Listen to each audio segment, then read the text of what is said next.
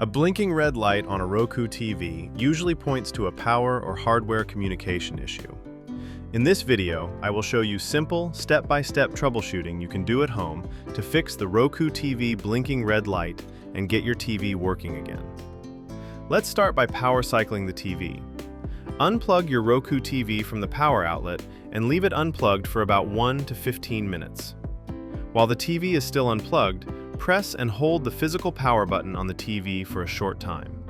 After that, plug the TV directly into a wall outlet and make sure you are not using a power strip or extension cord. Now move on to checking the power source and cables. Make sure the power cable is firmly connected to both the TV and the wall outlet. Take a moment to inspect the cable and see if it looks damaged or worn out.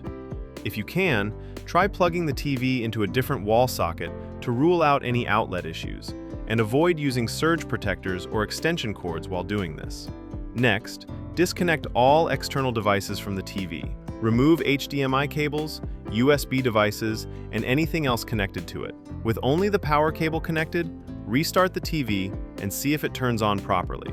Once the TV is on, reconnect each device one by one to check if one of them was causing the problem. If your TV turns on and you can access the menu, try restarting it from the settings. Go to Settings, then select System, and choose Power or Restart. Let the TV reboot completely and check if the blinking red light issue is gone after the restart. If you are still able to use the menu, the next thing to check is the software update. Go to Settings, open System, and select System Update. Check for any available updates, install them if there are any, and restart the TV once the update is finished. If none of these steps work, the last option is a factory reset. Find the reset button or small pinhole on the TV and press and hold it for about 20 to 30 seconds. Keep in mind, this will erase all saved settings and apps, so you will need to set up the TV again from the beginning once the reset is complete. That's it for this video on fixing the Roku TV blinking red light. I hope these step-by-step solutions helped you understand the issue